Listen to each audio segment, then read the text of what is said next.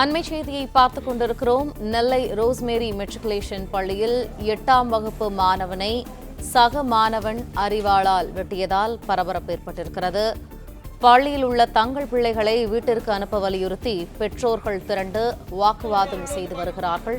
அந்த காட்சிகளை நாம் பார்த்துக் கொண்டிருக்கிறோம். நெல்லை ரோஸ்மேரி மெட்ரிகுலேஷன் பள்ளியில் 8ஆம் வகுப்பு மாணவனை சக மாணவன் அரிவாளால் வெட்டியதால் பரபரப்பு. பொறுப்பா சொல்லணுமா? பதில் சொல்லுங்களா? கேட்ட பூட்டி வச்சுக்கிட்டா எப்படி வர சொல்லுங்க. என்ன பிரச்சனை இல்ல? அந்த 8ஆம் கிளாஸ் பிள்ளைங்க வீட்டுக்கு அனுப்பிவிடுங்க. இப்ப என்ன ஆக போகுது? நாளைக்கு வந்து படிச்சுட்டு போக பிள்ளைகளே எவ்வளவு நேரம் சொல்லிக்கிட்டே இருக்காங்க, ஒண்ணுமே கேட்க மாட்டேங்க. என்னதான் பிரச்சனை உங்களுக்கு? அந்த போன எப்படி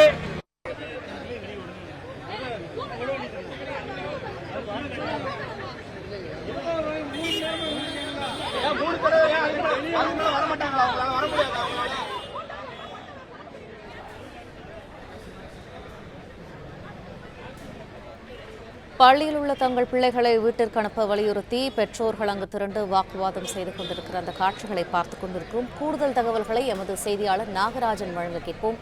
நாகராஜன், வணக்கம். களச்சூழல் என்ன விவரம்?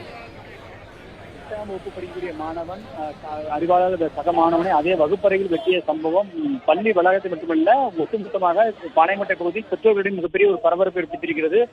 அது மட்டுமின்றி பெற்றோருக்கு அச்சம் ஏற்பட்டிருக்கிறது. அதாவது தங்கள் குழந்தைகள் நிலை என்னவாக இருக்கிறது, அவர்கள் அச்சமுற்றிருக்கிறார்களா? உடன் படிக்கும் மாணவன் ஒரு மாணவனை வகுப்பறையில் வைத்து தாக்கும் போது அந்த காட்சியை பார்த்த மற்ற மாணவர்களின் மனநிலை என்னவாக இருக்கும் என்ற அச்சம் அவர்களுக்கு மேலோங்குகின்றது. இதன் காரணமாக பெற்றோர்கள் ஒட்டுமொத்தமாக வந்து பள்ளி வளாகத்தில் நின்று கொண்டு எங்கள் குழந்தைகளை வீட்டுக்கு அனுப்புகள் நாங்கள் அழைத்திருக்கிறோம், நாங்கள் தேர்வு எழுதாவிட்டாலும் பரவாயில்ல, எங்கள் குழந்தைகளை வீட்டுக்கு அனுப்புகள் என்றார்கள். ஆனால் பள்ளி நிர்வாகம் அது ஒட்டுமொத்தமாக மறுத்துவிட்டது. இது 10ஆம் வகுப்பு தேர்வு முடிந்து வெளியே வரக்கூடிய பிள்ளைகள் தான் அனுப்புவோம், மற்றபடி 8ஆம் வகுப்பு படிக்கக்கூடிய பிள்ளைகள் அதற்கு 9ஆம் வகுப்பு படிக்கக்கூடிய பிள்ளைகள் அனைவருமே அவர்கள் உள்ளே இருந்து படிப்பார்கள், மாலை தான் வழக்கம் போல தான் அனுப்புவோம் என்று தெரிவித்துவிட்டார்கள். தொடர்ச்சியாக பெற்றோர்கள் வாக்குவாதத்தில் ஈடுபட்டார்கள். ஆனாலும் அவர்கள் உள்ளே ரோல் கால் முறையில், அதாவது மாணவர்களின் அணிவகுப்பு நடத்தி அந்த 8ஆம் வகுப்பு மாணவர்கள் மற்ற மாணவர்கள் அவர்கள் சரியாக இருக்கிறார்கள், நல்ல மனநிலையில் இருக்கிறார்கள் என்பதை காண்பிப்பதற்கான ரோல் கால் முறையை ஆசிரியர்கள் அதை ஏற்படுத்தினார்கள். இதற்கு காவல்துறையின் அறிவுறுத்தல் ரோல் கால் முறை செய்யப்பட்டது.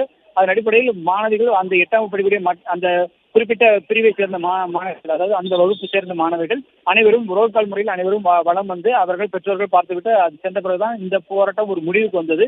இருப்பினும் இன்னும் அவர்கள் பெற்றோர்கள் களையவில்லை. எங்கள் குழந்தைகள் வீட்டுக்கு அனுப்ப நாங்கள் பத்திரமாக வீட்டுக்கு அழைத்து செல்வோம் என்ற அச்சத்து உணர்வுடனே காத்திருக்கிறார்கள். நன்றி நாகராஜன், விரிவான தகவல்களுக்கு. பிளே ஸ்டோர் மற்றும் ஆப் ஸ்டோரில் இருந்து பாலிமர் செயலியை QR கோடு மூலம் பதிவிறக்கம் செய்யுங்கள். செய்திகளை உடனுக்குடன் பெறுங்கள்.